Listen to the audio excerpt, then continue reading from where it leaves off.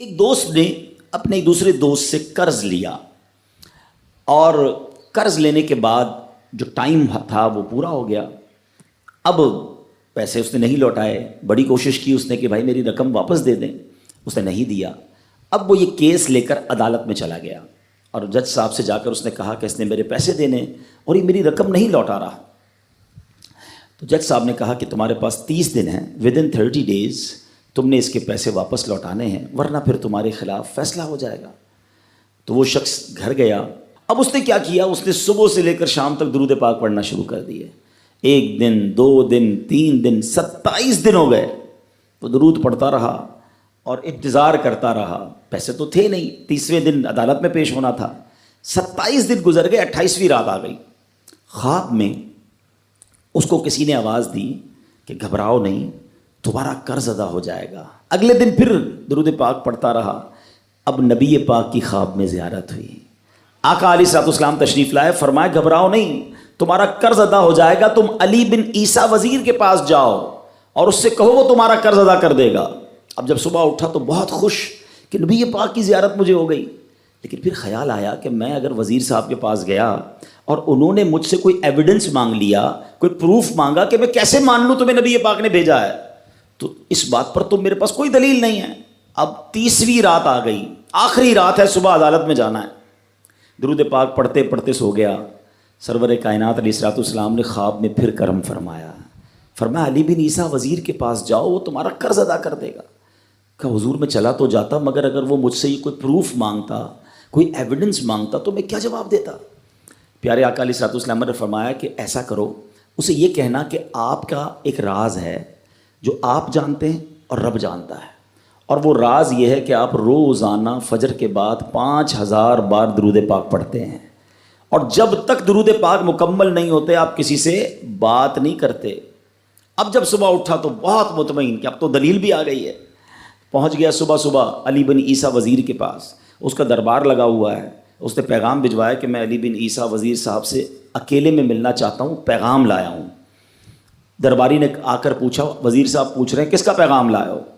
کہا میں نبی پاک علیہ الصلوۃ والسلام کا پیغام لایا ہوں. فوراً وزیر صاحب نے بلا لیا. کہا فرمائیے. کہ مجھے میرے آقا علیہ الصلوۃ والسلام نے کہا ہے کہ آپ میرا قرض ادا کر دیں.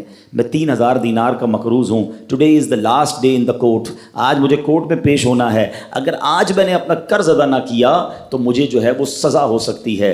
علی بن عیسیٰ کہتا ہے میں بالکل آپ کا قرض تو ادا کر سکتا ہوں, مگر مجھے کیسے پتہ چلے, کوئی دلیل ہے, کوئی پروف ہے کہ آپ کو نبی پاک علیہ الصلوۃ والسلام نے بھیجا ہے؟ کہتا ہے ہاں, خالی ہاتھ نہیں آیا, آقا نے دلیل بھی عطا فرمائی ہے. اچھا بتائیے کیا دلیل ہے؟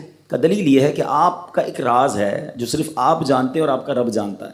5000 ٹائمز ڈیلی آپ درود پاک پڑھتے ہیں فجر کے بعد, اور جب تک یہ درود پورے نہیں ہوتے آپ کسی سے بات نہیں کرتے. آپ ذرا پہلے تھوڑی دیر کے لیے امیجن کریں کہ جو وزیر 5000 بار روز درود پڑھتا ہوگا وہ عاشق رسول کیسا ہوگا. اس کی تو لاٹری نکل آئی نا, وہ تو خوشی سے جھوم اٹھا, کہتا ہے مرحبا یا رسول اللہ, میرے درود پاک قبول ہو گئے, بہت خوش. اب ابھی بیٹھے ہیں آپ, کمرے میں گیا, واپس آیا اور 3000 نہیں 9000 دینار لے کر آیا.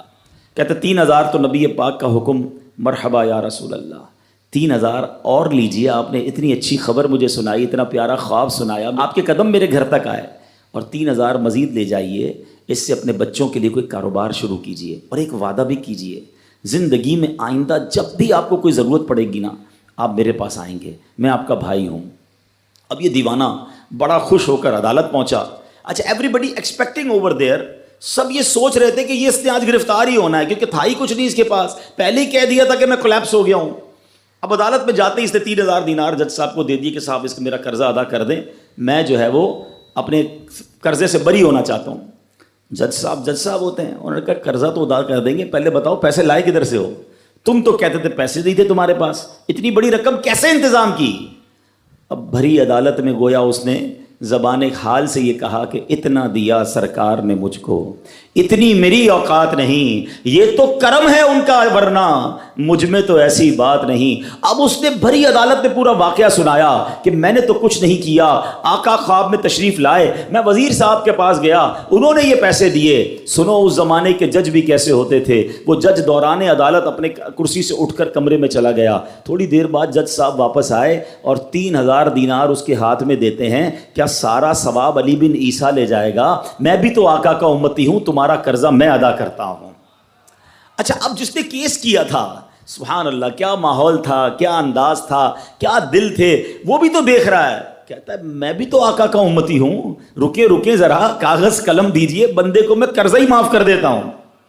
اچھا، قرضہ ہو گیا معاف۔ اب جو 3000 جج صاحب نے دیے تھے، وہ بندہ کہتا ہے جج صاحب ہوں واپس لے لو، میرا تو قرضہ ہی ادا ہو گیا۔ تو جج صاحب کہتے ہیں جو پیسے آقا کے نام پر نکال دیے میں نے واپس نہیں لینے، یہ سارے تم ہی لے جاؤ۔ اب یہ 12000 دینار لے کر یہ عاشق رسول جھومتا ہوا اپنے گھر پر جا رہا ہے۔ اے میرے پیارے اسلامی بھائیوں، ایک رات پہلے ایک سنگل پینی اس کے پاس نہیں ہے، اور اگلے دن 12000 دینار ہیں۔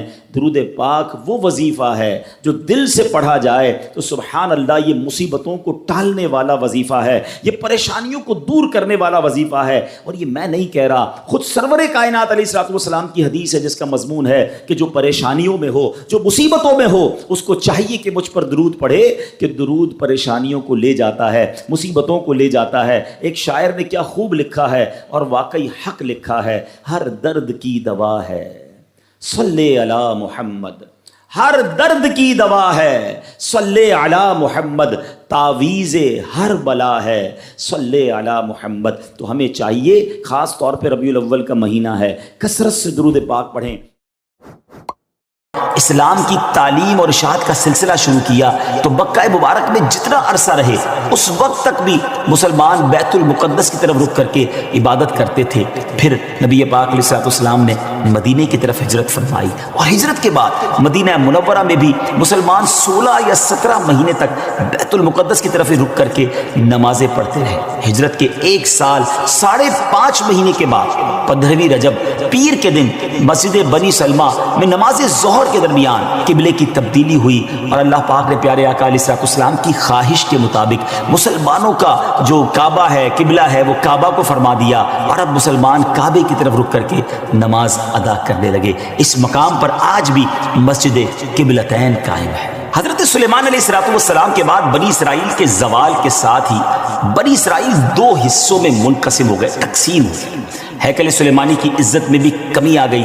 ویسے تو ہیکل سلیمانی پر کئی حملے ہوئے، مگر ایران کے بادشاہ بخت نصر نے جو فلسطین پر حملہ کیا تھا اس میں ہیکل سلیمانی کو مکمل طور پر مسمار کر دیا، اور بڑے پیمانے پر یہودیوں کا قتل عام کیا، تورات جلا دی گئی، اور اس وقت یہودی غلاموں کو دریائے فرات کے کنارے آباد کیا گیا، اور انہوں نے اس بستی کا نام تل ابیب رکھا۔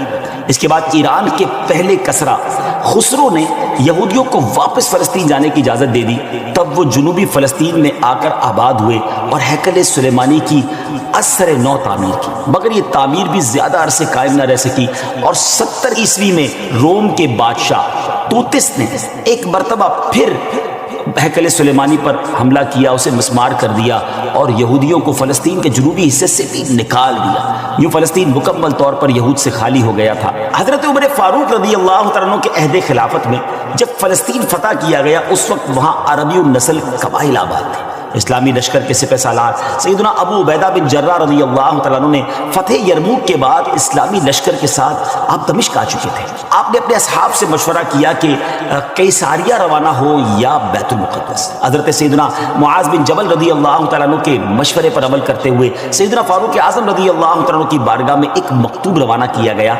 دونوں شہروں میں سے کس شہر کا انتخاب کیا جائے۔ سیدنا فاروق اعظم رضی اللہ تعالیٰ عنہ نے جلیل القدر صحابہ کرام علیہ رضوان سے جب مشورہ کیا تو مولا علی شیر خدا کرم اللہ تعالیٰ وجہ الکریم نے فرمایا کہ اے امیر المومنین، آپ اسلامی لشکر کو بیت المقدس کی طرف روانگی کا حکم دیں، وہ پہلے بیت المقدس کو فتح کرے پھر قیصاریہ کی طرف جائیں، کیونکہ رسول پاک علیہ الصلوۃ والسلام نے پہلے مجھے بیت المقدس کی فتح اور بعد میں قیصاریہ کی فتح کی خوشخبری دی تھی۔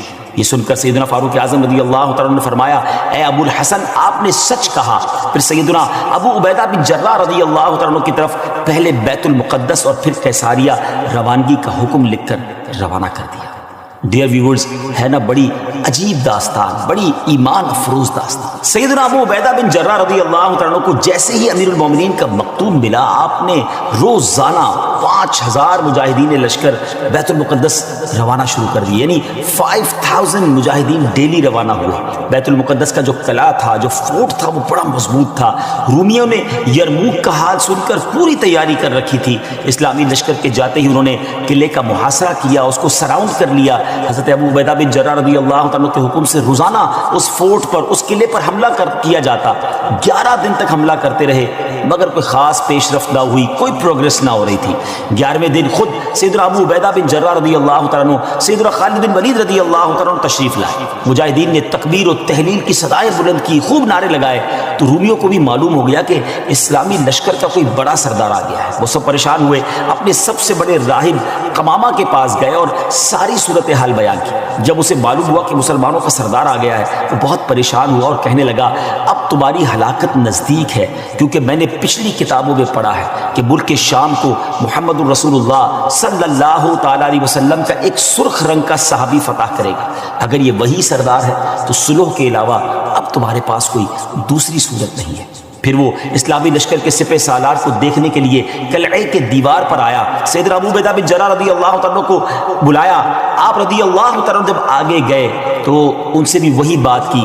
حضرت ابو عبیدہ بن جراح نے کہا، یا تو تم اسلام قبول کر لو یا جزیہ دے کر امان حاصل کر لو، پھر ہم سے جنگ کرنے کے لیے تیار ہو جائے۔ لیکن اس راہب قمامہ نے سیدنا ابو عبیدہ بن جراح رضی اللہ عنہ کی بات کا کوئی جواب نہ دیا، فقط خاموشی سے وہ بس آپ کو دیکھتا رہا اور پھر واپس چلا گیا۔ اس نے اپنی قوم سے کہا کہ یہ وہ شخص نہیں ہے جس کے بارے میں میں نے کتابوں میں پڑھا ہے، لہذا تم ان سے جنگ کرتے رہو، یہ تمہارا بال بھی بیکا نہیں کر سکے۔ سیدنا ابو عبیدہ بن جراح رضی اللہ تعالیٰ عنہ نے بھی وہاں سے واپس آ کر اسلامی لشکر کو جنگ کا حکم دے دیا۔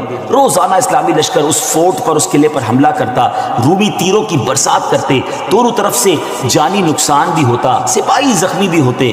لڑائی 4 ماہ تک جاری رہی۔ جی ہاں ویورز، 4 منتھ تک یہ لڑائی جاری رہی۔ اہل شہر تنگ آ گئے۔ وہ دوبارہ اپنے جو سردار تھا، جو ان کا لیڈر تھا قمامہ، اس کے پاس گئے، ساری صورتحال بیان کی۔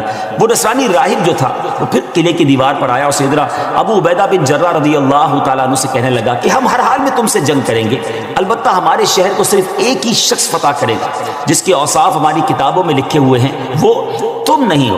سیدنا ابو عبیدہ بن جراح رضی اللہ تعالیٰ نے فرمایا کہ تمہاری کتابوں میں اس کی کیا اوصاف لکھے ہوئے ہیں؟ اس نے کہا، وہ ہم تمہیں نہیں بتائیں گے، البتہ اسے دیکھ کر ہم فوراً پہچان لیں گے کہ یہ وہی شخص ہے۔ ہاں اگر تم اس کا نام جاننا چاہتے ہو تو ہم اس کا نام بتا سکتے ہیں۔ اللہ اکبر، ان کی کتابوں میں اس صحابی کا نام بھی موجود تھا۔ آپ رضی اللہ تعالیٰ نے فرمایا کہ ٹھیک ہے، تم اس کا نام ہی بتا دو۔